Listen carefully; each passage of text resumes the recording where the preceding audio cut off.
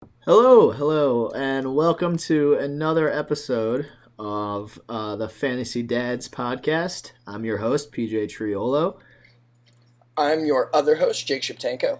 and we're here to tell you all about the Fantasy Dads and every daddy that you need to know. For today's episode, we're gonna talk a little bit about the Thursday night football game last night. Go through the Week 8 schedule, and then preview some of our matchups in the Fantasy Dads Fantasy Football League. Um, welcome. Should be a lit show. Should be a wet dad show. All All right, right, so yeah, to start it off, we'll break down the Thursday night game. all right. Yep. Falcons 25, Panthers 17. You're the Falcons guy, so you wanna tell me talk a little bit about what's going on.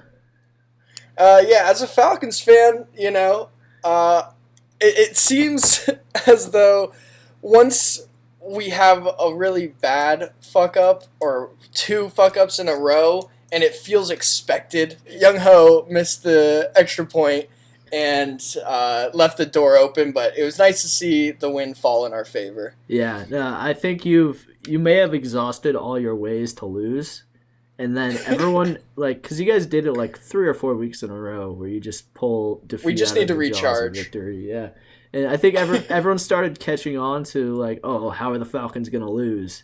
And then they're like, psych, nah, we're just gonna be good now. But Yeah, I think it was you or it might have been you, but someone texted me and they're like, I wonder how the Falcons are going to lose this. And after it was said to me, I was like, wait, I almost feel good viewing the last 5 minutes of this game in that way. Like, yeah, it No, gave me comfort. it's definitely a fun way to watch a football game. It's just like, how are they gonna blow this lead? But Mhm. I mean, it didn't end up happening, and they gave Young Wei. I still like Young Ho better, just because it's fun to say. Um, Yeah. uh, he almost gave you guys a scare, missing the extra point, but hmm I don't know. Teddy B fell flat. That's the big takeaway that I got.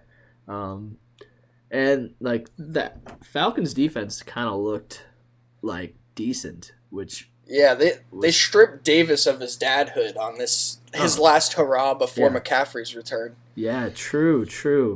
I'm playing Davis this week, and I'm very happy that his daddiness got stripped by what's his face, Bleedy Ray Wilson or whatever, like Bleedy, Bleedy. That's best just name. the best football name that I've heard other than Ben DiNucci.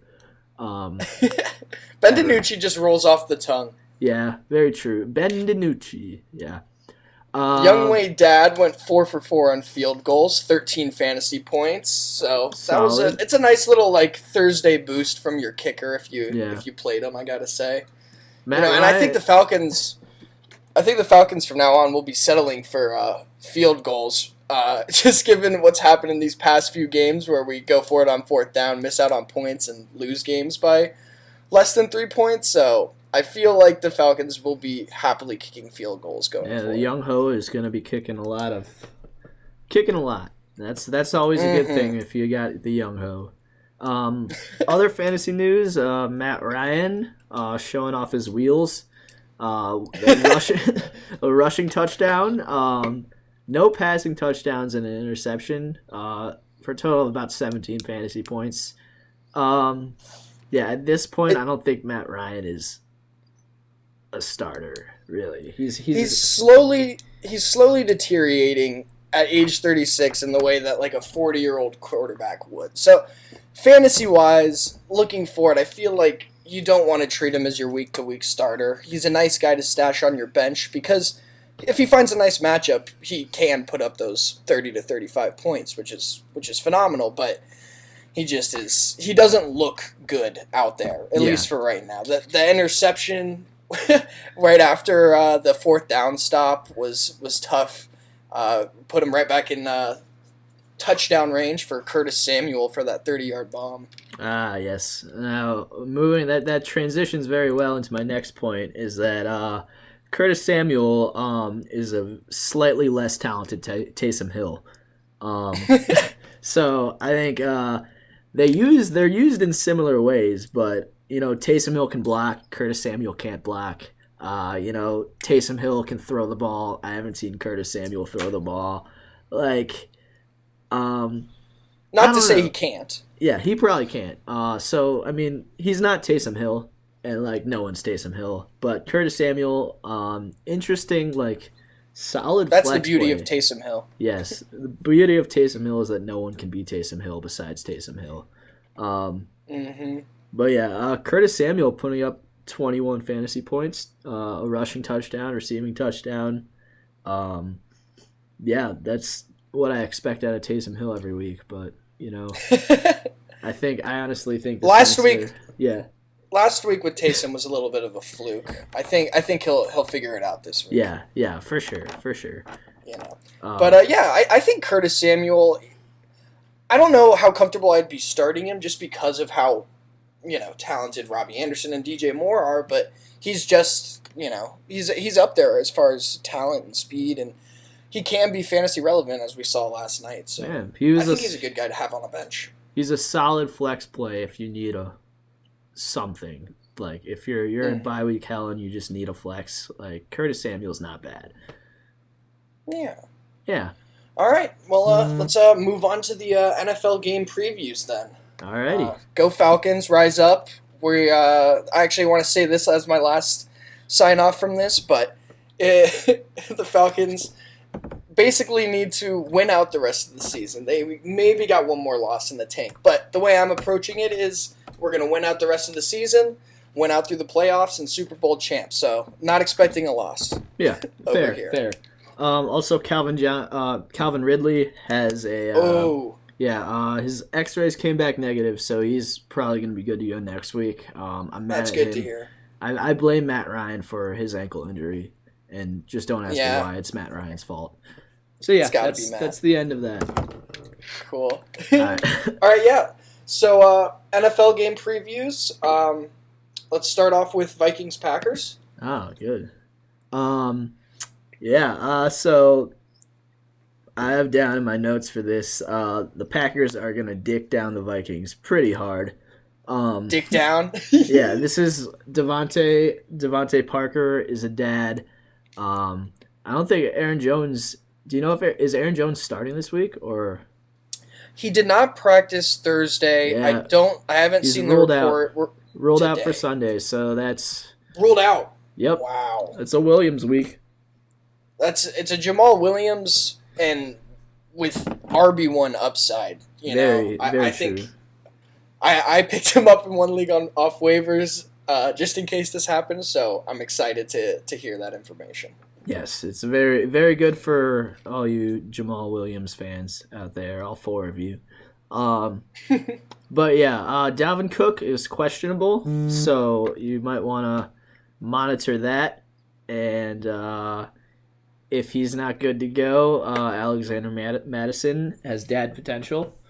Yeah, what are your thoughts on that? Because I thought when he stepped in for Dalvin when they played the Falcons 2 weeks ago, I didn't think, it could just be the great Falcons defense, but I didn't think Alexander Madison necessarily looked too great. Do you think that was just kind of like a fluke game sort of situation? Or you think he can really be talented with the touches that he gets? I think he's got the volume, and he's a good enough running back like that he'll get you fantasy points. I don't know if he'll be used much this week, simply because I think that the Vikings are going to be playing from behind and throwing the ball a lot. So, maybe he's not the best play now that I think about it, but any starting running back in the National Football League deserves at least some fantasy consideration. Yeah, and it's worthwhile to note also that the Packers have, in terms of fantasy, the worst rush defense in the game right now. So yeah. If Dalvin does play, there's plenty of upside, and same with Madison. So I wouldn't say that they're bad plays. Obviously, if Dalvin plays, it's a RB1 lock. But if Madison plays, I honestly like him as an RB2, even after the poor showing 2 weeks ago. Yeah, very true. Yeah, other than that, I don't trust Kirk Cousins anywhere close to my lineup. You shouldn't either. I mean, I'm not giving advice, but just don't. Like, he'll throw like 4 interceptions probably. That's my prediction. Kirk Cousins looks like shit, and that is gonna happen. That's not a hard prediction. Even though he's been a beta QB. Yeah, a huge beta QB. He might be the cuckiest QB, and the Vikings are like giant cocks for paying him like a shit ton of money for a subpar beta QB. So he won one playoff game with that wild ending, and they were like, "Let's go, big money time." Yep. Even though that wasn't even Kirk Cousins who threw that. That was Case Oh Keenum. shit, you're right, dude. You're right. Yeah. I have no idea why they paid Kirk Cousins money. Yep. Yeah. He wasn't even good when he was on the Redskins before he left. I don't know. He's just like a tall white dude. He's not even that tall. Yeah. Very black. He's good. I think Justin Jefferson will outdad Thielen this week. I think so too. I think Thielen is gonna be gone at the trade deadline. Like, I think the Vikings have a lot of cap space, and they're obviously not gonna be contenders this year. So I think they're just gonna sell everyone, and I think Thielen's number 1 on that list. Just a little trade prediction that will may or may not come true. Yeah, I think you still start Thielen this week, but again, it's tough to say because if the Vikings show up and play, it can be a high-scoring game, but you will be able to tell very on whether or not it's going to be a run-heavy game or a pass-heavy game for the Vikings, but it seems like it's going to lean pass-heavy, so that looks nice for both Thielen and Jefferson. Yeah, true. I mean, that's all I have for that game. If you got anything else. No, that's good. Let's move on. Let's move on to the Titans and the Bengals. I got Henry's hair dick will carry me to bed and tuck me in. I feel like he's gonna just eat this defense alive. It could be a 150-yard sort of performance. Yeah, no, the Bengals defense is not good. But then again, the Titans defense isn't that great either, especially on third downs. And the Bengals have 3 new starters on their offensive line. Joe Burrow, if Joe Burrow doesn't get killed by Jadeveon Clowney this game, if that's a big if, I expect him to put up a decent amount of points. He can throw for easily over 300 yards, maybe 2 or 3 touchdowns. I'm expecting big things from Joey Burrow. Yeah, both these Titans and Bengals defenses are bad, and both the offenses are great. So, great might be a stretch, but they're very good. I see it being a high-scoring sort of duel. Yeah, I see that too. And my other note is Corey Davis, don't fuck me. I missed out on Brandon Ayuk on the waiver wire because my team's too good. And I picked up Corey Davis. So don't fuck me, Corey Davis. The Bengals are bad. Titans should poop on them. And that's that. In the end, absolutely. In the end. And the wide receiving core for the Bengals with Boyd, Green, and Higgins, I think that they're all worthy of a start. Probably Boyd as a wide receiver 2, and then Green and Higgins as flex plays. But I think they all have a chance to nurse from Burrow's teat. Yes, Burrow is a young dad. We've said that before. He's a young dad who spreads it around and really good at giving out teats. So I like Burrow. Picked him up in one league. Pretty excited for what he can do in the future because hopefully he'll be a dad for years to come. Yeah, and it seems like he has great dad potential. Very. I mean, I love watching him out there on the field. He's got a great demeanor, and he's just an exciting player. Yeah, very true. Very true. Yeah, other than that, I don't know if I trust Jonnu Smith anymore.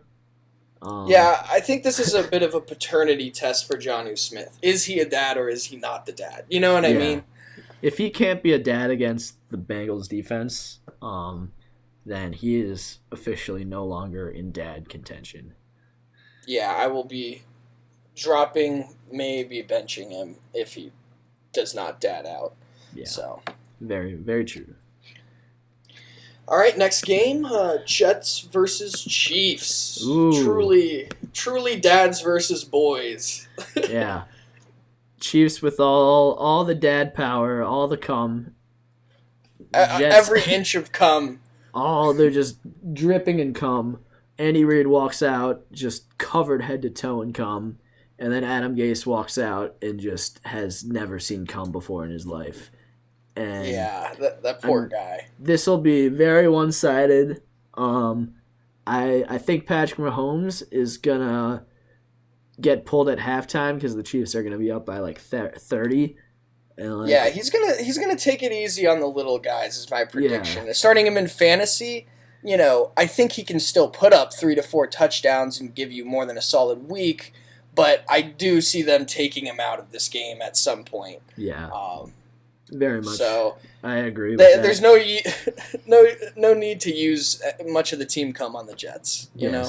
Yes. Very true. I also have down Le'Veon Bell against his former team. I'm predicting a big game from him. It'll also be interesting how the Chiefs use him.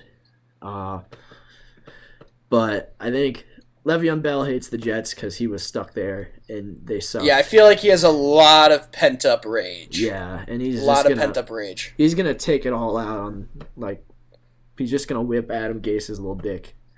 It'll be fun. I'm excited to watch that, especially having Le'Veon Bell in one league. I'm still not, I don't know if I'm going to start him or not. I'm still going back and forth on that, but I think he's not a bad think it's start. He's definitely a flex option.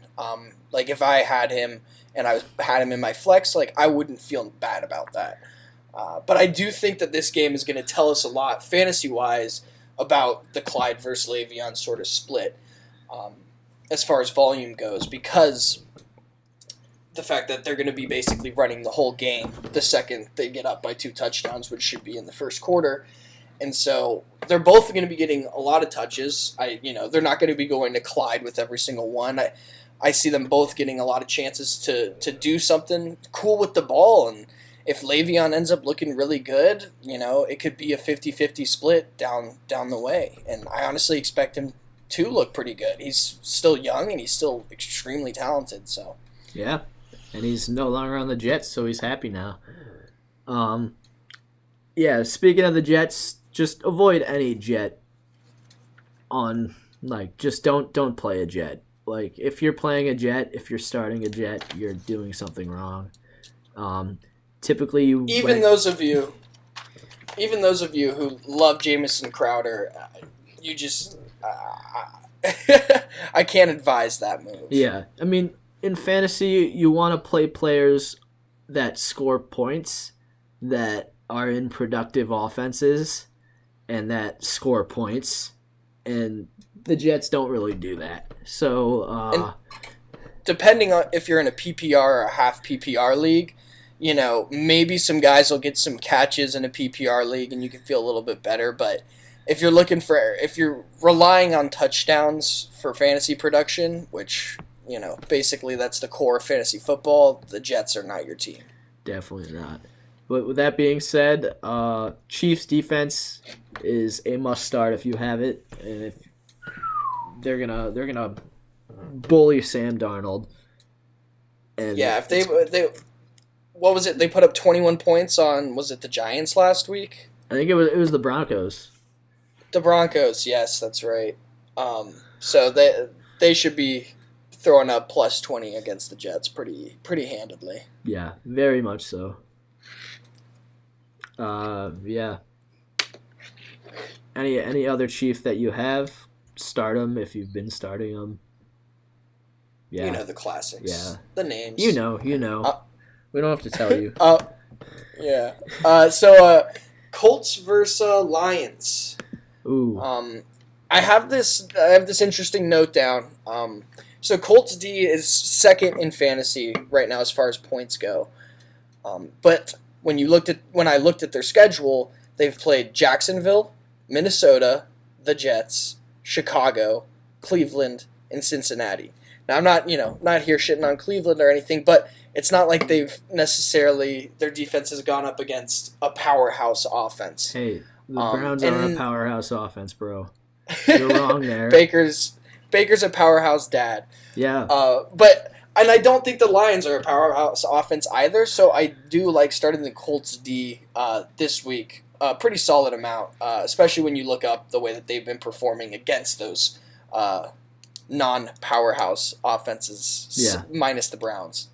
Yes, exactly. Thank you. My notes for this game, I just wrote down shitty game. I think it's just going to be like a slug, like just very sloppy. I think Phillip Rivers is going to throw like 3 interceptions. They're going to run with Jonathan Taylor a lot.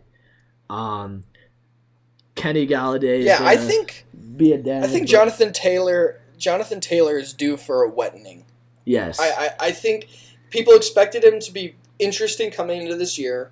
Marlon Mack tore his ACL, and it seems like Jonathan Taylor is just due for one of those multi-touchdown weeks. Yeah. And the Lions' defense is a defense that could give him that week. Yeah. No, you're completely correct there. Yeah. Other than Jonathan Taylor, I don't trust anyone else on the Colts really. Maybe Hines, like maybe if you're desperate at running back, but I don't trust Phillip Rivers to throw the ball to anyone, to make them relevant fantasy wise. So, yeah, I had an option to pick up T.Y. Hilton. I looked at what he's been doing with Phillip Rivers, and it's not great. I think his highest scoring week was like 8 points. His volume has been going up recently, I've noticed, but it hasn't translated into necessarily more fantasy points. Yeah. So true. On the Lions, Kenny Galladay is a dad. If you have him, start him. I don't know anything else about the Lions besides. He's a man. Yeah, he's a man. I think as far as their backfield, I think Peterson is slowly entering his role as granddad, and as we saw over the past, as we've seen over the past 2 weeks, Swift's volume has increased. He got up to about 47% of snaps last week. I mentioned this on the other podcast. I expect him to get over that 50% of snap mark this week. And a fun fact from last week is that he averaged 8.3 yards per carry. So they need to give him the ball more, and if they don't, that's on the Lions. Yeah, but again, I don't really trust the Lions to do that, though. I don't really trust the Lions to do much. T.J. Hockenson, solid dad. For the tight end position. Yeah. He gets the red zone targets. Yeah. He's very touchdown dependent. If you have a better option, then obviously you don't need to listen to me. But yeah, go for it. Why not? Yeah, it's one of these games where it's like they don't have other than I would say Kenny Galladay, neither team is really featuring any sort of crazy offensive stars. So there's going to be points had. We're just not sure where. True. Very true. Moving on to the dad game of the week. Just 2 big old daddies going head to head, seeing who's the top dad. Steelers. Dad Ravens. battle of the week. Dad battle of the week. The Pittsburgh Steelers versus the Baltimore Ravens. I hope both these teams lose. But yeah, this is like the last the Steelers play the Ravens twice, and then they just play no one else remotely good, which pisses me off that the NFL like gave them such an easy schedule. But yeah, other than that, yeah, I think there's just way too much come on one field. It's too much come, and it's just gonna. I don't think it's gonna be like an offensive like shootout game that people are expecting. I think it's gonna be like ugly. I think there's a lot of cum involved in this game, and it's really hard to see what's the right move here, because I to an extent you want to start everyone but start no one, because it's two great defenses but two great offenses. Yeah. And it's the same situation, because there's gonna be points, there's gonna be touchdowns. It's just both teams are so good. There's no way to predict how they're gonna be or how they're gonna be successful against one another. I think it's gonna be just one of the ugliest games we've seen. I think it's gonna be like Big Ben's gonna throw 3 interceptions, and like the Ravens are like someone like Lamar's gonna fumble twice or like something like that. It's gonna be like not a pretty game to watch, but I think it'll be won by the defenses. Yes, very much so. But then again, I'm staying almost like I have the option to either start the Ravens defense or the Chargers defense against the Broncos, and like I think I'm going with the Chargers just because I know that the Broncos aren't good, but I don't know what the Steelers like I don't know what the Ravens defense is going to do against the Steelers. Yeah. What do you think as far as this game? Who's going to come out on top?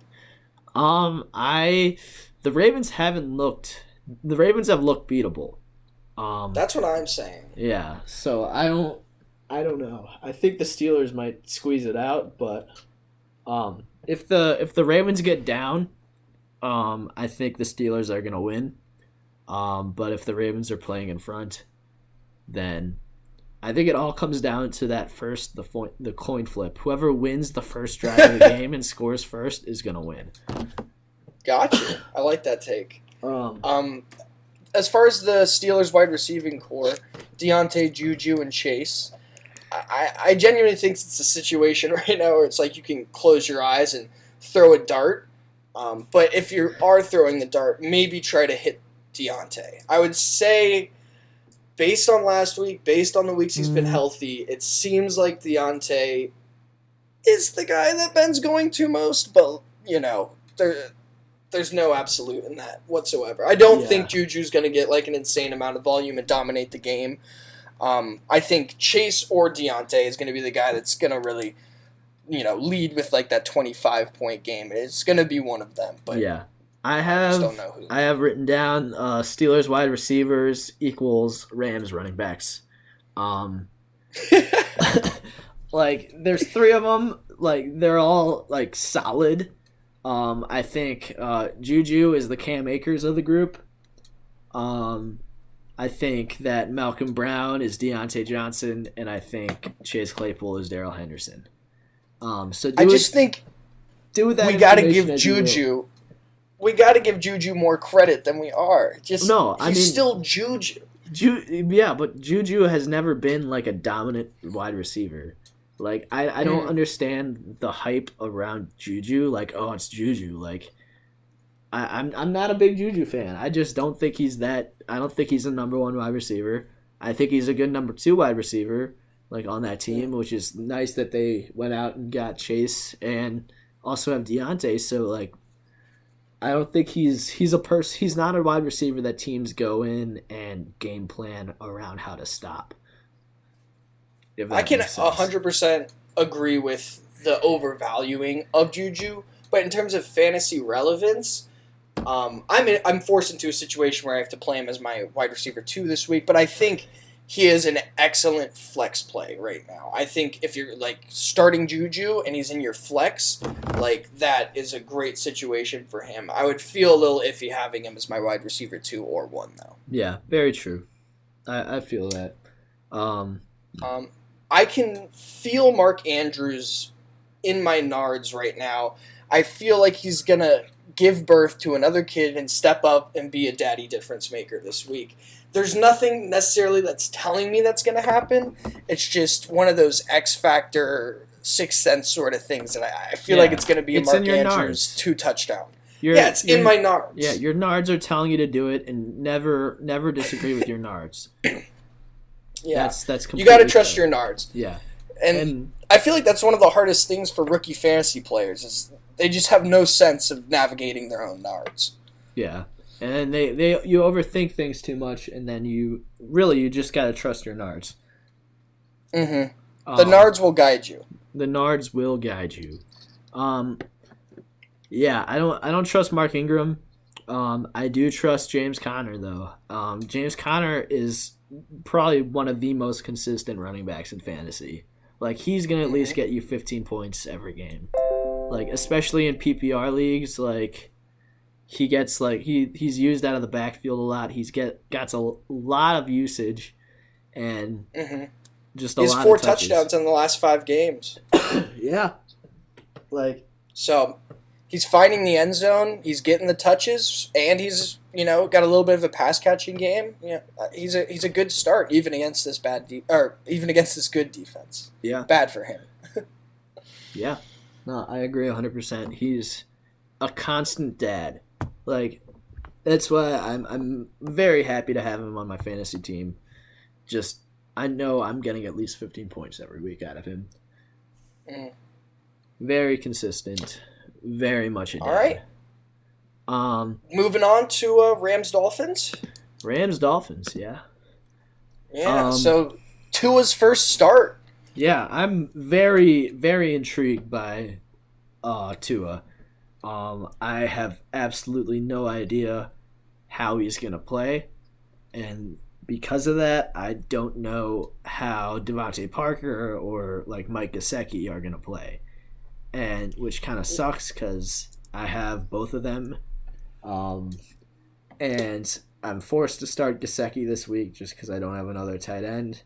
But I'm not starting Parker just because I don't know what Tua is gonna do, and I just don't trust either of them in this situation right now.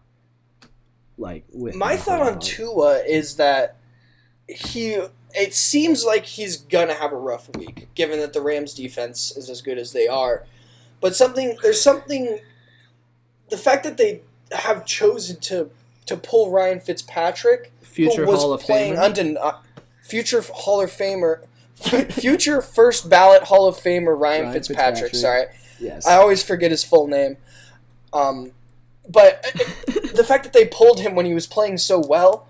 It gives me this thought that maybe Tua's already a dad, but we don't know that yet. Yeah, I mean, if you're benching a future first ballot Hall of Famer for this young dad, like, I mean, they have to have seen something. And, like, Ryan Fitzpatrick, I think there should be a rule that if you play for over 10 teams in the league, like, you automatically go to the Hall of Fame. And get paid out $3.5 million just cuts. Yeah, exactly. Like... The fact that they're willing to bench Ryan Fitzpatrick for Tua says something about Tua, and I'm fairly intrigued. And to touch upon when you were talking about Parker and Gesicki, there is a chance, just because we know, and it's something we've seen plenty of times, of when a QB's making his first start in the NFL or first few starts, he seems to find a comfortability in just hitting his tight end on those kind of short crossing routes and whatnot. So there is a chance that Gesicki could be a sneaky dad this week. If Tua kind of gives him just those dump off targets, I'd say PPR wise he could be a look for tight end play, given you don't have like Waller or Andrews or someone better ahead of him. But that's definitely it's just a possibility I wanted to throw out there. Yeah. I also love Darrell Henderson in this game. This is like the first time I love someone in the Rams backfield. I think the Miami run defense is absolute dog shit. And I mean, Henderson's getting the touches that I feel like he's gonna put up some points. Like I don't think like he still splits carries with Malcolm Brown, and Cam Akers kind of now, but like still like he's still like the one, like it is a running back by committee, but he's like the head of the committee. So I think Darrell Henderson has been wasting away on my bench since I picked him up in the waiver wire, and I feel like I need to use him. And I mean, I'm going to just for the fucks of it. Yeah, and I hope we see Cam Akers get no touches. That would make a lot of people feel more comfortable. He was only in for 4 snaps last game. I believe I read that somewhere. So it seems like, maybe they'll just give him a few just for shits and giggles, but it seems like Cam Akers is out of the running for this season, and there's just no way Malcolm Brown is going to beat out Darrell Henderson. So I do like where Darrell Henderson is right now. As we mentioned before, it's still very frustrating because it could just flip completely by the time the game is going, and all of a sudden Cam Akers is getting all the touches and everyone's upset. But yeah. I think I agree. Yeah, Henderson is a good play this week. I think Sean McVay might just like flip the switch. Like he doesn't give a shit about anything. He's just gonna like what was it, like week 2 or 3 where he said like, oh yeah, Henderson's the number 1 guy, everyone started him, and then they only gave the ball to like Malcolm Brown the entire game. Right. Like, so McVay's just out here to fuck up fantasy lineups, especially the way this offense has been designed to play. But I feel good about it. Yeah. That's all I have on that game. If you got anything else. No, yeah, that's all I got. So, Patriots versus Bills. Just want to say it again. The Pats suck. Yeah. I think the Pats will not play well in this game. No Julian Edelman, so I don't know who Cam's gonna throw to. I think it's gonna be a heavy run game, but I think they might run like a triple option offense. Honestly, like they have no one there. Like I think N'Keal Harry's still hurt. I don't know. But even when he's healthy, he's not producing. Like, I don't know. I was big on N'Keal Harry early. I drafted him in like the late rounds as like one of my flyers. But I wouldn't trust any Patriot in this game right now. The Bills defense is pretty good. I wouldn't trust any Patriots wide receivers until otherwise it's shown. Especially from Cam Newton. I think Cam's on a spiritual journey right now, and hopefully he can find himself. But if he does not find himself on this journey, then the Pats offense will be a fantasy avoidance offense for me at least. Normally, if there's like no good wide receivers on a team, you can expect them to run a lot. But like the Pats backfield just confuses me more and more each week. Like, I think they're up to 12 running backs now? Yeah, something like that. I don't know. It's not worth trying to predict who's going to get the touches. And there are better options that you can go with. Of course, if your back's against the wall, they'll probably score 1 or 2 touchdowns in this game, and it probably will be by a running back. So, you can take your gamble, but that's not... I wouldn't advise it. I'm not telling you what to do, but it's just not something that I would do. Yes, exactly. As for the Bills, I'm thinking this is a Josh Allen bounce-back game. Even though like the Patriots have a solid defense, they did not look good last week, at all. And I think just Josh Allen has had like a couple mad weeks, and I think he's due for like a kickback up. So, I would love to see that. I would love to see him get back on track. That's all I have. Like, I have Singletary in our league. I'm not starting him. I don't trust him. I think he's gonna lose out to like Moss by the end of the season. But then again, Moss isn't looking good at all either. Yeah, so like he's not. I don't know what the Bills are doing at running back, but I do know Josh Allen has a rocket for an arm and runs really fast and does really weird things, and it's just really fun to watch. So I'm rolling with Josh. I think he's going to at least 25 points. That's my prediction for this game, is that Josh Allen bounce back. I love it. What about Diggs, Beasley as kind of the two main guys? John Brown might be back this week, but even when he has been, and it's been whatever. So, what do you think? Is this Diggs kind of takes over for the receiving portion of the game, or do you think it's kind of even between him and Beasley as we've seen like the past 2-3 weeks? I think Diggs is still like a solid wide receiver one. I don't like. Obviously, it's not the best matchup against on paper good Patriots defense, but I mean they're not playing good football right now. The Patriots, that is, especially on the defensive side. But then again, like it's Bill Belichick, so you never know. My hot take on the game is because the Patriots played the Broncos 2 weeks ago and only kicked field goals, and the Bills played insert name of team they played last week and they only kicked field goals. The Jets, yes. So I feel like a Nick Folk start and a Tyler Bass start in your kicker position is something that you should feel pretty good about if you're one of those teams, just based on recent history. Yeah, I mean, I could see it, but I fully expect the Bills to just kind of fix a lot of the issues that they've been seeing, and like the Patriots have beaten down on them for so long that I think they're just tired of being like the little brother kind of. Like they're like, all right, we're the daddies of the division now. We're the division daddies now, and you suck now. So, like, we're and the Pats suck. Yeah. Awesome. Yeah. So, on to the next game. This one I'll let you take the lead on because it's your boys in brown. Oh Raiders yeah. versus Browns. Yeah. Raiders versus Browns. Blah, blah, blah. Yeah.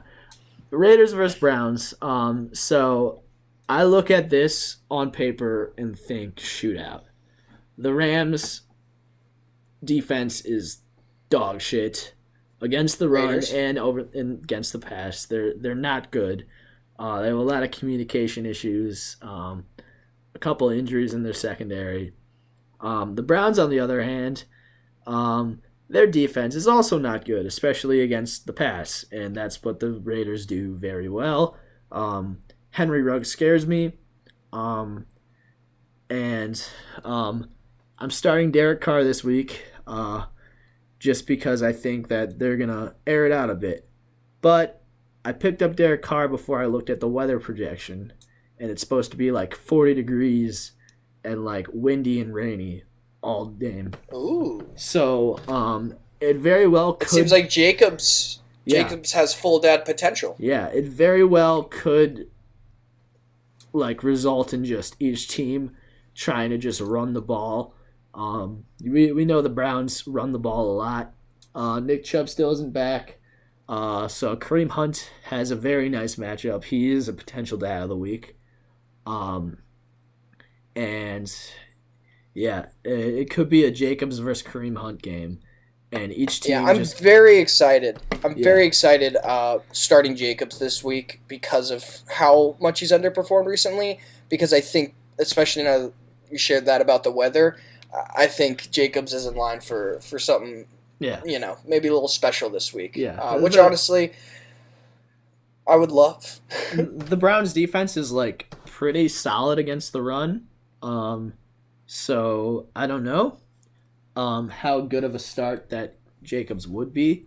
I definitely think like the Browns' run defense is better than the Ravens' run defense, and Ravens or Raiders? Raiders might be.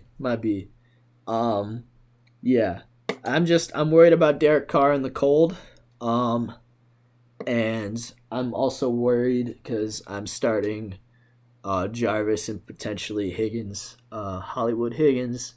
Hollywood Higgins is a flex boy this week. He is a flex boy, but I'm just worried about the weather. That's the thing. Obviously, you can still throw it in the rain, but it's definitely something to keep note of. Yeah, something good to know. Seems like it's putting a umbrella over this game for you. Yeah, very much so. Very much so. But it'd be nice. I still expect it to be pretty high scoring. Um, and eventually I feel like it's gonna turn into some form of shootout, whether it be a running shootout, which you don't really see very much, or just a full on Baker versus Carr, like who's Yep. the bigger dick, like But both these offenses are very exciting. The Jarvis upswing could get wet, given that the field will be wet. Jarvis will be wet, both physically and fantasy wise. I believe coming into this week, I completely agree with PJ. I think this is going to be a high scoring game, and I hope Hollywood Higgins and Jarvis can both have nice stat lines this week. yes, very much so. I think I also wait, shit, I lost my train of thought. Yeah, Jarvis has not scored a touchdown yet this year, so he is most definitely due for at least 2 this game. So I'm putting Jarvis over 20 points this week. That's a lock. That's a dad lock. And we know how fantasy blue balls go. Yeah. When you've been deprived of release for that long, if he does release in this game, if he releases in the first quarter and gets a touchdown, he could end up having just a dad of a day. Very, very true. Overall, I'm excited. I'm excited for this game, and I'm also excited for the Browns to go into the bye week and get healthy and get Nick Chubb back after the bye week. Nice. For All Browns right. reasons and for fantasy reasons. I think he'll be back, and I want him to be back too. Yes. All right, so now Chargers Broncos. I believe this is the 4:00 games now, or am I jumping the gun there? I think this is a 4 o'clock game. Yeah. Maybe, maybe not. I don't know. No, it is. It is. Yeah, I was gonna say it sounds like one. Yeah. I think Herbert mania begins now. I think come next season, he could be a quarterback that is included with Mahomes and Jackson, not only in fantasy wise, but in NFL wise, just with the way he's been playing. I'm starting him in 3 out of my 4 leagues, so I'm hoping for big things. Yeah. I mean, I completely agree with you. I think Herbert, I have down Herbert is a young papa, and Drew Lock is not close to a papa. So, advantage Herbert. I'm really, really like the Chargers defense in this game. I'm starting them over the Ravens, just because I think the Broncos are god awful, and you should start any defense that plays them because Drew Lock is not good. Also, Keenan Allen's gonna Gordon, have a solid week, and I don't know if it'll be dad level, but I think it'll be solid. Gordon's gonna get volume this week. He probably won't be a dad for the Broncos, but he will get the volume of potential daddom. But I completely agree with you when you say this Chargers D has a potential to really just shut down this whole offense. It could be like a 23 carries for like 60 yards sort of situation. Yeah. That's definitely probably, at least to me, the most likely outcome of Gordon's volume. But as a Gordon owner, you have to feel good with the fact that he's going to be getting volume with Lindsey out with the concussion. Yeah, very true. Very true. And you touched on this also earlier, the continuous demise of Drew Lock. Some thought he would come of age this year to enter daddom. I don't think many people were convinced, at least myself, that he was going to really be able to power this offense. So definitely not a start. Definitely going to be giving up some interceptions to this Chargers defense. Yeah, I agree. 100%. Moving on to the next game, the Saints and the Bears. I just got a notification about 20 minutes ago that Michael Thomas is going to be out for this game. Oh, shit my ass. Yep. So, I mean, that just only bodes well for a Taysom Hill game. Again, no Michael Thomas, no Emmanuel Sanders again this week. Taysom Hill is a lock. Start him in all your leagues. If not at QB, at tight end. Yeah, he's a QB start. He's a tight end start. He's a kicker start. He's just wherever you can put him in, find a place for him. Yes, he's Curtis Samuel, but better. So Curtis Samuel put up 21 points. Taysom Hill is going to put up. One at can least only 25. imagine. Yes. One can only imagine. And if he doesn't get 25 points, it's not my fault. It's the Saints' fault for misusing him. Like, you can't have that big of an ass and not put up 20 points. With Michael Thomas out, though, I had it down in my notes that he would potentially be, but now that we know, Traquan Smith goes back to being the wide receiver, or continues to be the wide receiver one, with Drew Brees throwing to him. Bears defense is pretty good, but he's a flex play, and I personally, based on production last week, Marquez Callaway, who I mentioned, could be a flex play this week, just based on the amount of volume that he could have. It's something to watch out for. He led the wide receiving core with 8 catches last week, tied Alvin Kamara with 8 catches. And I think Cook could be a little bit of a premium this week too. It's, with Michael Thomas out and Emmanuel Sanders out, it's just kind of like, where are these touchdowns going to land? And Taysom Hill. They haven't been landing anywhere consistently, and they're going to land with Taysom Hill. Yeah, obviously. Oh, yeah. On the Bears side, I have down Nick Foles. A big penis does not mean a big papa. So Big Dick Nick has looked pretty bad recently. Saints defense is all right. I expect it to be like they're playing in Chicago, so it might be a running type. It might be a lot of Alvin Kamara, a lot of Montgomery. I don't trust like Nick Foles' spotty play kind of just like makes me mad, and it makes me like not like Allen Robinson as much as I normally would like Allen Robinson. And Allen Robinson also may, and I feel like right now I'm going to say is most likely going to be out from the game with a concussion, unless you've seen anything different. But what I last checked, he had not practiced all week, and I think they're concerned about him. I'm going to keep my eye on it, but if that is the case, it's honestly a very similar situation to the Saints, where Anthony Miller, Darryl Mooney can be flex plays because there's going to be touchdowns had, and it doesn't seem like David Montgomery is going to be getting all of them. And same with Graham at tight end, Jimmy Graham, a little bit of a premium in terms of targets, especially with Robinson out, where he's been hogging targets all year. Yeah, very true. Very true. But this is another game that I feel like is going to be a very defensive game. Besides Alvin Kamara and Taysom Hill, obviously, but Kamara could ascend to his higher consciousness this game. It could be like a nuts Kamara game. That's 100% on the table. And that's a possibility. If Taysom Hill lets him. Taysom Hill lets him. Yeah, obviously.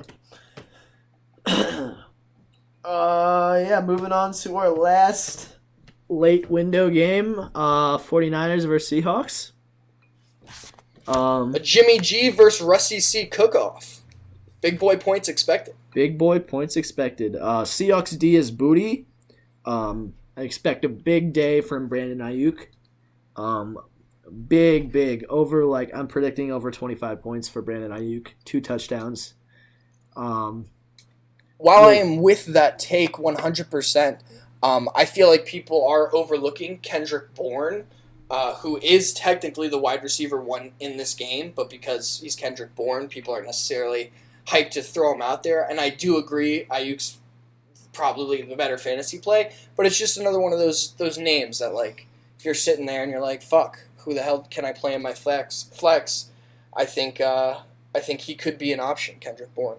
Yeah, I mean, obviously, and I don't understand the 49ers like running back situation. Like, they just throw random people out there and then they put up like 30 fantasy points.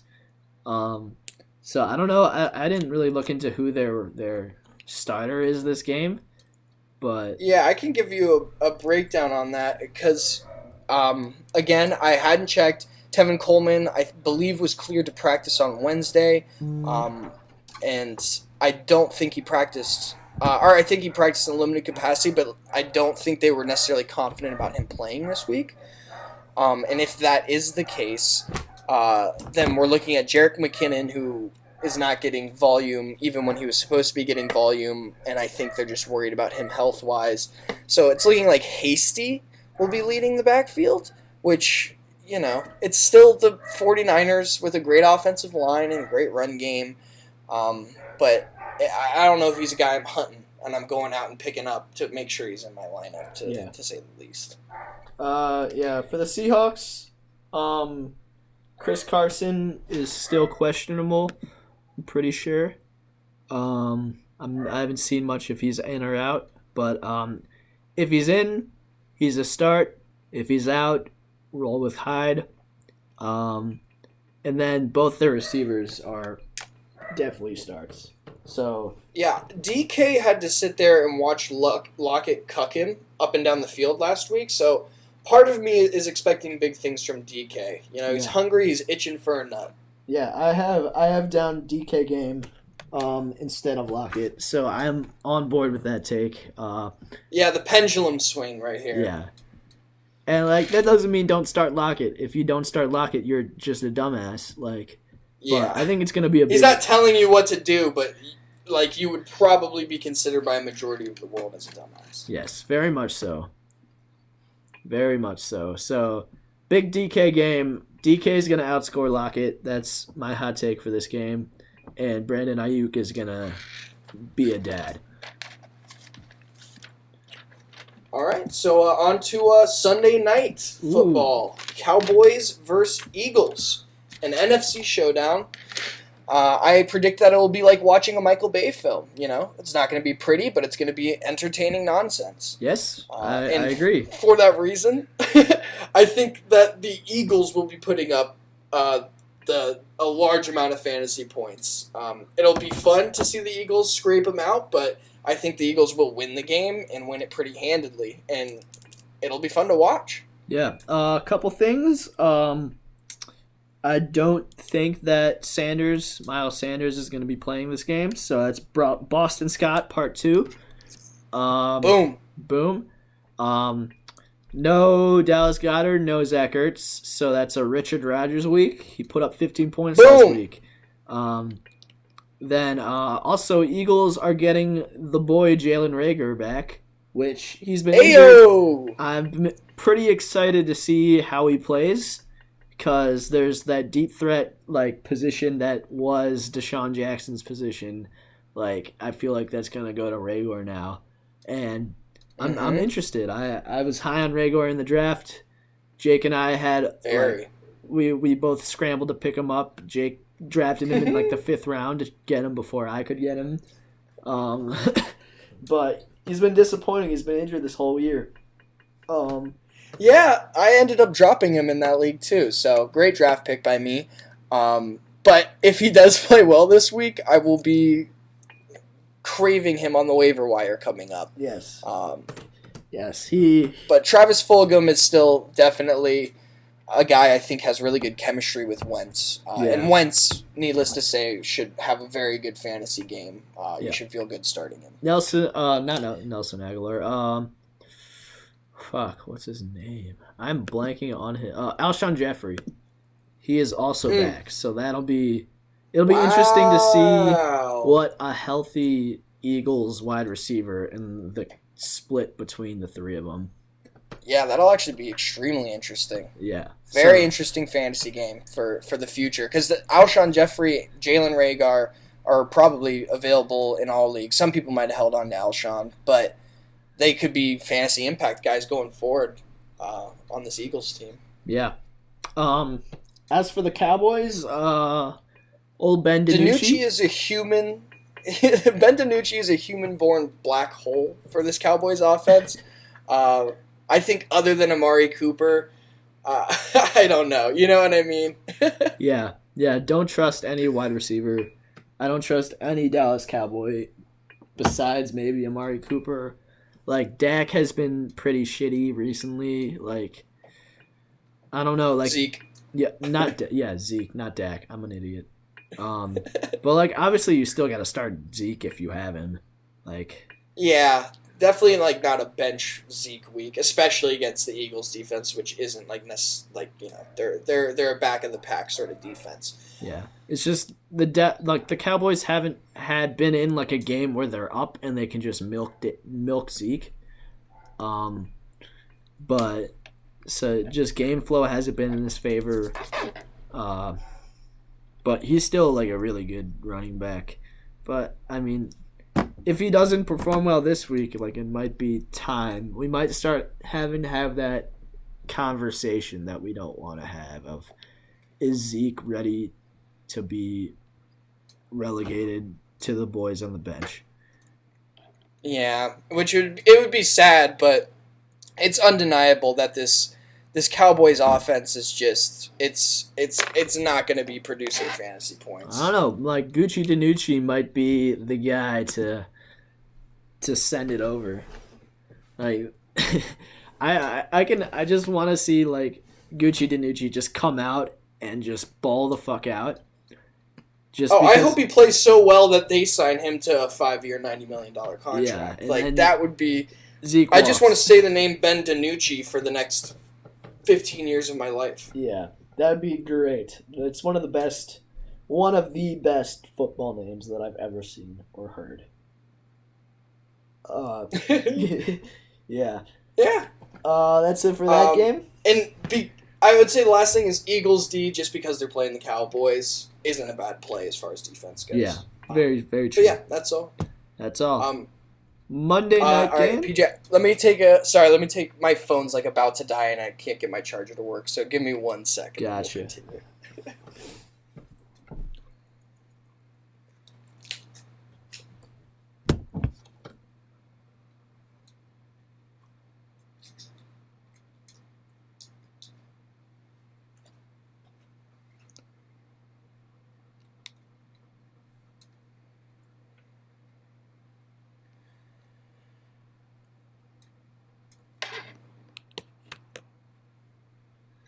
Be back.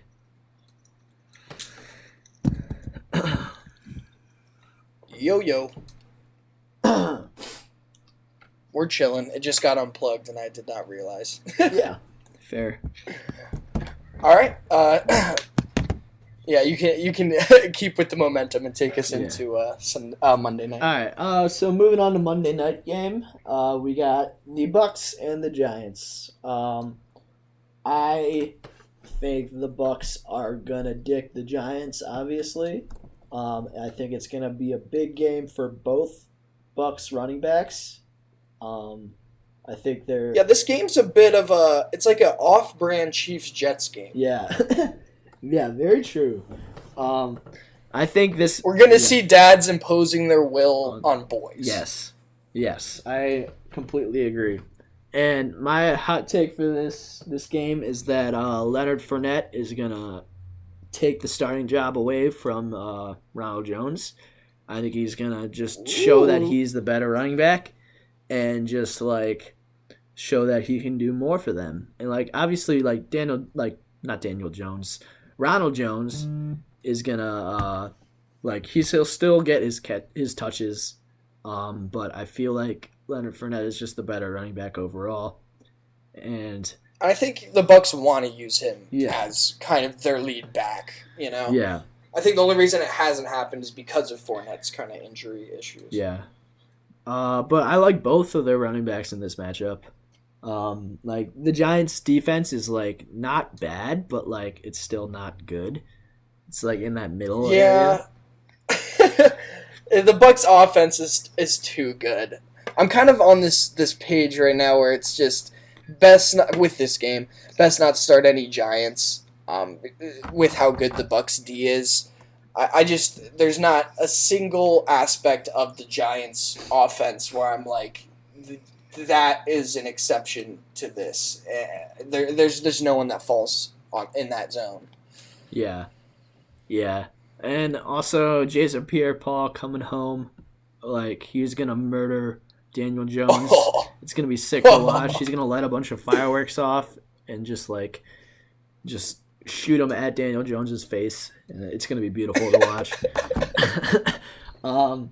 Yeah. And also, no Godwin this game because of his thumb. So Yeah, it's either Mike Evans shows out or he's fantasy cancer. yeah, It's one of the two. it's Scotty Miller time either way. So Scotty Miller, genuinely, yeah, I think he's a solid flex this week. yeah, no, for sure. Like he's got that rapport with Brady. Brady probably looks at him and thinks he's Julian Edelman, so that's why he does it. And like Scotty Miller does, like we went over this before. Like he is the son of Gronk and Edelman. Yeah, he has that blood running through his veins. Yeah. And both of them have that great history with Brady. So it's just kind of the stars really aligned on that one. Yes. Also, I love Gronk in this one. I think Gronk is turning into old Gronk, and that is always a good thing to have on your fantasy team. He's a solid. Yeah, I had a bit of a hot take on this I wanted to share with you, PJ, and it's just because it's one of these things as a fantasy owner where it's like everything seems to be pointing in the direction of Gronk's going to have a big game. We've seen him get touchdowns over the past 2 weeks. We've seen his volume increase over the past 3 weeks. Chris Godwin's out. Everything's pointing to a good game from Gronk, and part of me is like, just the cynical aspect of me is like, Gronk could just end up being a complete bust. Now, obviously still start him, but I want to put that on the table just in case. Yeah. No, I see where you're coming from. It's like the opposite of Jarvis Landry, where he just hasn't gotten a touchdown and he's due to get a touchdown. Like, everything has been going so good so far, like, it's bound to go bad.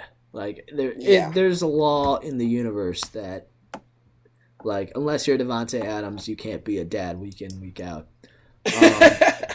But that's literally written into the laws of human race. Like, everywhere I look, Gronk is being played this week by someone. Like, to the extent, like, not just tight end position, like, I've seen him be a flex option for a few people, too. So it's like people are so high on him, and it just feels like a recipe for a bust. I'm not hoping for it. I've got him playing in a league, but it's just, I'm worried about it. Yeah. No, that's fair. That is fair, but I still expect a big Gronk week, and I am one of those people who is playing him in the flex, so it's gonna be fun. I'm excited. You're one of those people. Well, Let's go in our $50 league. So like I got. Oh shit! Yeah, I got. This will be a fun game to recap on Tuesday. Yeah, I'm pumped. I'm excited. All right, so that covers all the NFL games for the week. So we'll transition into the Fantasy Dads League, where us and our college friends have our league from college, still playing it now, and things are getting exciting. Yeah, things are getting down and dirty. Yeah, it's week 8 of fantasy. So some people's seasons are over. Some people's playoff spots are essentially locked up. And then there's a whole mess of us at 3-4 and 4-3, and shit's gonna fall one way or the other, and it's nerve-wracking. These games are big coming up. Yeah, it's a middle stretch of the season. Yeah, the most important stretch of any season, besides the playoff stretch, obviously, like second most. Of course, and then getting a strong start's really important too. Yeah, in fantasy, and you probably want to finish strong also, like in the last few games before the playoffs start. So, but these middle games are very important too. So, like, basically the whole season is important, is what you're saying. Well, yeah, I would say you want a strong start. You need to stay solid through the middle, have a strong finish, and then a really good playoff run. So yes, the entire the entire season is important. I personally think the start is not as important as the middle and the finish. I think it incrementally gets more important. So the start, you can start off meh. You can have some players like not performing. Once you figure out what your team is, you want that team to be playing well and to be playing like putting consistently like winning games. And then like you want to get like hot into like the playoff push, and then in the playoffs you just want to dick everyone. So Yeah. I think it. I was doing a bit of a bit, but I will actually say in reflection, Yeah. the start of the season actually may not be that important because last year I had a league where I started 5-1 and like ended up sweating my ass off the last 2 weeks trying to make the playoffs.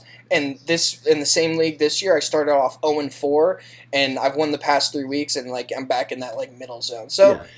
they were onto something. Yeah. Fuck the first 5 weeks of fantasy. Yeah, they don't matter. They don't. But yeah. But we're week 8 where every game's the goddamn Super Bowl. So let's start breaking down some And we're matchups. right in the middle of bye week hell. Exactly. Yeah, you get some interesting lineups out there Yeah. for some struggling teams. Yeah. Which game you want to start with? Let's start with Gabagool Gangbang versus It's a Locket That I'm Winning. Oh, beautiful. All right, so Old Kamish. looking at this game, yeah, old Kamish trying to. I just can't believe he's 2-5, dude. If he's, because he cares about this more than all of us. Yeah. You know what I mean? Yeah, I mean, otherwise he wouldn't be commissioner. He set up the whole league. You know, he Didn't give us IR spots. Yeah, definitely an intriguing choice on his end. But you know, that's why it's so surprising that he's 2-5 because he's making these bold decisions about the league. It almost seems like he just doesn't even care about his team at 2-5. But looking at the game, my first take is Chiefs D against the Jets for Kyle's team. That could win it. It put Kyle in a position to easily win this week if they do what we think they're gonna do. Yeah. Also, Adam's still starting Dalvin Cook. With Miles Sanders out, he might have to start Justin Jackson again, which is always a rough time. And Denver's got a good run defense, so not ideal there. Not ideal there. Boston Scott still going strong. Calvin Ridley got him 7 points, then got hurt. Then I like the Deontay Johnson. That doesn't that leaves a bad taste Yeah. in Adam's mouth for these next 2 days. Yeah. And any Ridley owner for that matter. Yep, I know it. I think Aaron Rodgers is better than Carson Wentz. Zeke is, he's not going to be better than Dalvin Cook, but if Dalvin Cook is out, He'll be better than he'll Justin be Jackson. better than Justin Jackson. Can I run this by you real quick, PJ? Another thing that really jumped out at me when I looked at this matchup is Adam's flex choice. Travis Fulgham? Because he had a lot of options for flex if you look at his bench. Yeah. How do you feel about Travis Fulgham being the choice? Fulgham, Especially with Rhaegar and Jefferson coming back this week. I just think it's interesting. I It's mean, a very interesting choice. I don't know why he's not, why wouldn't you start Mike Evans there? Especially with Chris Godwin out. With Chris Godwin Yeah. out. He's playing Travis Fulgham, who has more competition for targets, instead of Mike Evans, who has less competition for targets. I feel like he may be lost in the sauce. Yeah. I feel like he can't quite pick up a reading on his nards. Yeah. And he's just completely overlooking Mike Evans. But, you know, Yeah. like I said, Mike Evans could be fantasy cancer. And maybe Adams had enough of him. So Yeah, that's also very true. But yeah, I Kyle 10 times out of 10 is going to win this matchup. I mean, yeah, I really like Kyle to win it. And looking big picture for Adams' team, at 2-5, he almost needs this win to stay in the playoff race. I have it down as Adams' last hope. All his balls are in the Eagles' court. More than likely, he's just banking on the shitty Cowboys defense, though. But I think this is an incredibly pivotal game for Adams' season, Yeah. and it does not look good. It does not. Especially with Ridley getting injured and only putting up 7.2 to start the week. It would be hilarious if Mike Evans just has one of his 40-point games and Adam didn't start him. That would be next level. I would love to see the group chat after that. Yeah, I would also. I hope it happens, but I also for Adam's sanity hope it doesn't happen. there's a chance he listens to this podcast before Sunday, but I guess we'll find out what happens. Yeah, we'll find out. We will see. I love the Scotty Miller flex play for Kyle. Yeah, that's some big dick shit. Yeah. I love the way Kyle runs his team. I was horrified playing him last week, and now he's throwing Scotty Miller in the flex. That's sex. That is sex. I agree. Jamal Williams, I feel like, is going to do better than Boston Scott. Amari Cooper just has to outscore Calvin Ridley. And then Tyler Lockett and Deontay Johnson. Like, Deontay Johnson is good, but he's not Tyler Lockett good. I think this... And, I mean, we talked about Jonnu Smith a little bit, about how he's less than dad quality at the moment. And Darren Waller is full dad. So I just look at this and I just, like, what? I'm sorry, Adam, but Kyle's going to dick you. Yeah, my last take on it, to wrap it up, is just I like the talent Adam has in, and I like the matchups that he has this week. My issue is, just personally, is the fact that it's Wentz, Scott, and Fulgham. Just because if Boston Scott goes off and has a 3-touchdown game, that means Wentz, unless he's throwing to Scott, it's just there's so much cap. And, it is the Dallas defense, so it could be a beatdown, which is why I don't necessarily hate it. It's just like Travis Fulgham, Boston Scott, and Carson Wentz can only get so many touchdowns in a game. Yeah. Ideally, I guess Adam wants to just throw to Boston Scott the whole time instead of Travis Fulgham. And Travis Fulgham, of course. Okay, yeah, that's a breakdown. I think we're both leaning Kyle. Yeah. But it's big week for Adam. I hope he can pull it off. Yeah, I agree. All right, jumping next to Team Haas and Team Has No Name. Are you about it? I'm about it. Let's do it. Lamar Jackson versus Tom Brady. I feel like that this matchup is going to come down to that because, like Lamar Jackson is Lamar Jackson, and Tom Brady's been playing lights out. So I mean, I feel like whoever that's the big matchup here. Julio Jones dropping a nice 20 for Jonah. It's pretty nice to see. Yeah, the way this Thursday night game played out with Julio putting up 20, and then you look over at Ed's side, and Gurley with 10, Sly with 5, and then, with a clutch play of Samuel in the flex, who did get him 21. But I think the underperformance of Gurley and Sly spells a little bit of trouble for Ed going forward in this week. Yeah, I agree. I like the Eagles' deep play by Ed as well. I'd put. I don't know about the Sterling Shepard play. He's going with the Giants, even though we've said don't go with any Giant. But I mean, even though the Bucs defense is nards. Yeah. But I mean, looking at the rest of his roster, who else would he start there? Godwin's out. Yeah. Preston Williams. I don't trust True. Nah. Yeah. I think he's put the best lineup out there that he can. Yeah. As far as what's on his team. Yeah. I'm leaning Jonah on this one. Yeah, I think I would bet my signed Taylor Swift Fearless CD that Jonah will win this week. Yeah. It's just Alvin Kamara and Lamar Jackson will always keep adding games. I love Jonah's matchups down the line. Tom Brady versus the Giants. Henry versus the Bengals.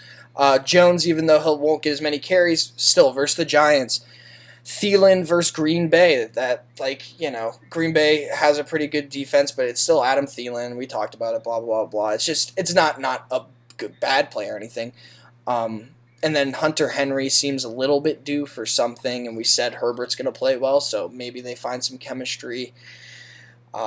Jonathan Taylor, I mentioned maybe having a big week. So just down the line, I like where Jonah's team's at with this week and starting with Julio's performance. Yeah, I agree.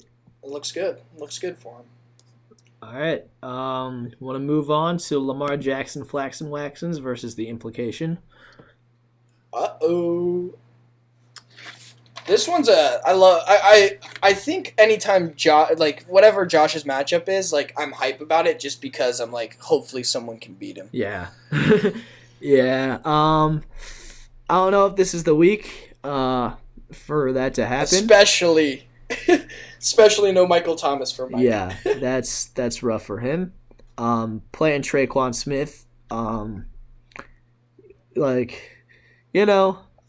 solid play, but I mean, if Tyreek goes off, and then with Alexander Madison in the flex, like I don't know, like Tyreek and Travis Kelce could both have be one of those, like they could each get like a touchdown or two, especially against the Jets.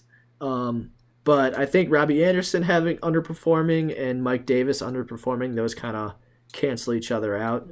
But yeah, I think it hurts Mike more. I think week to week he's probably been relying on Davis for like those 20-plus point games. Yeah.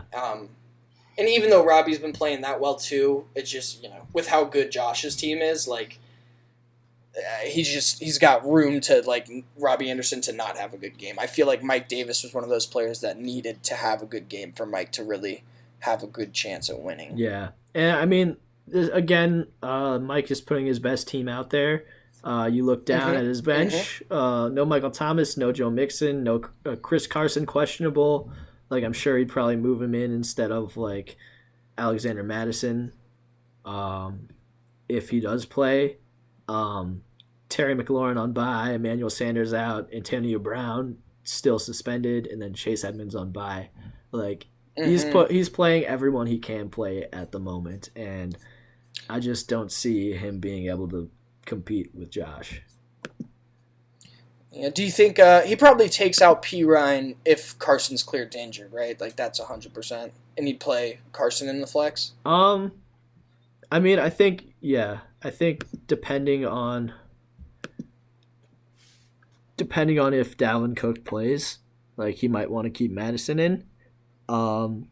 True. That's another thing to keep his eye on. Yeah. Because the Niners defense is pretty good against the run. He doesn't have P. Ryan, so I don't know what the fuck you're talking about. And his flex, he's got P. Ryan playing in his flex. No, he doesn't. He has Madison in the flex. Really? I'm looking at it here, and he's got P. Ryan in his flex right below Travis Kelce. It says Alexander Madison for me. Let me give it a quick refresh. I think he dropped P. Ryan.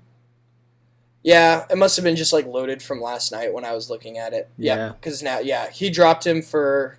It looks like he dropped him for. Who the hell did he drop him for? Maybe Madison? I think I saw Madison on his team before I loaded. But yeah, it's probably Madison. Gotcha. Yeah, no. So I needed to upload. Or maybe it was because Michael Thomas was out and he needed Traquan Smith. Yeah, true. Yeah. Oh yeah, it was Traquan Smith he picked up. Yeah, because I didn't see that when you said that. I was like, huh? But another on Josh's team, interesting pivot point as far as play. He has the option of T. Higgins, AJ Green, or Brandon Ayuk to play. He goes T. Higgins. I think I like it. T. Higgins has shown to be more consistent, but AJ Green has seen the uptick in volume, and we predict Brandon Ayuk to have a pretty solid week. How do you feel about the T. Higgins play? I would have started Ayuk over Higgins and AJ Green. I think that he's making a mistake doing that, but I think his team will survive.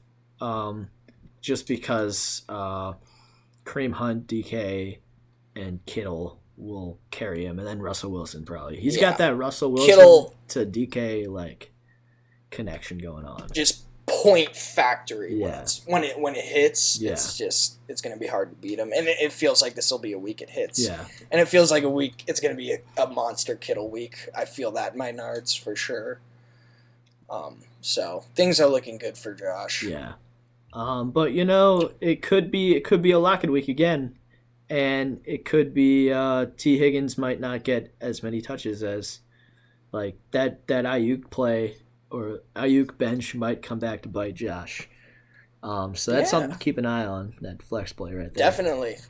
when we look back on this week, that could be the pivotal point.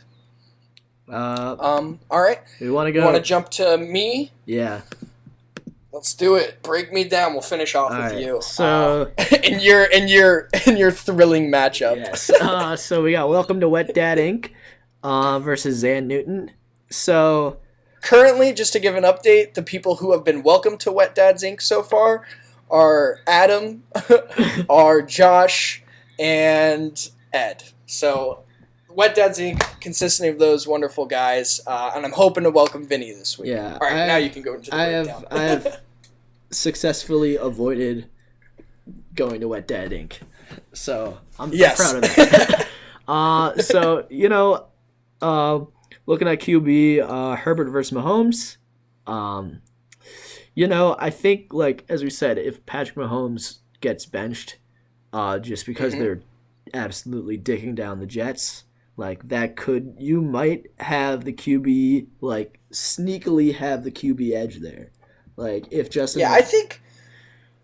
Yeah, because I think Mahomes, obviously, I think will still put up plus 20 points. It's just, like, if they left him in the whole game, he'd have 50 points. But, like, knowing that he's going to be taken out, I agree with you. I'm looking at this as objectively as I can, that I think Herbert could get the edge by the end of the day there. Yeah. I like your running back. I like the Josh Jacobs-Clyde duo you got over Montgomery and Fournette. Like, both your wide receiver twos are going to be splitting carries. But, I think that's kind of a wash right there. But I like Josh Jacobs more than I like David Montgomery. Juju, and I will say this before you even say it, just because I like to beat you to it, he definitely has a high likelihood to bust. I don't feel great about it. It's just, as I said before, even though he is not getting the volume of it, he's technically the wide receiver one on a good offense. So, like, that's the thing that keeps me. He's wide receiver. Lets me sleep at night. Wide receiver 2 on a good offense, but whatever. Who's he like as far as roster goes? Yeah. Well, I mean, who's he? I think he's wide receiver 1 in name only. He performs at wide receiver 2 level. Gotcha. That's my take on Juju. I like the AJ Brown play. Yeah, sorry. When I say wide receiver 1, I'm specifically referring to on the Steelers offense. Like, they view him as, like, their best guy. Like, I'm not saying he is their best guy, but the way that I see is that Pittsburgh views him as their best guy. Mm-hmm. At least right now, just because of how young Chase and Deontay are. But yeah, that's what I mean when I say it. Like, yeah, I got you. Not necessarily fantasy wise. Yeah. I like Vince's wide receivers a little better, just because I'm not high on Juju. Stephon Diggs and Justin Jefferson, we talked about both those guys, expecting big things out of them. Noah Fant versus Gronk. I think that's a wash, honestly. If Noah Fant plays up to his potential, but he hasn't been lately, so I don't know. Slight edge to Vince there. Higgins versus Kelly. I think this. I want to say this real quick. Sorry. I think it might come down to flex play here, just because of how much of a wild card both Kelly and Higgins are this week. Yeah. In terms of that, like, one of them could have a much larger week than we're expecting, or a much smaller week than we're expecting, and it could be a difference maker. Yeah. I love the Higgins flex play, personally, and I don't know about Josh Kelly. Yeah. He's so to give you the breakdown on him. Justin Jackson was kind of the starter after Eckler came out, but Kelly. And it's something that I saw at the start of the season too. He just looks better than Justin Jackson. He just is better than Justin Jackson.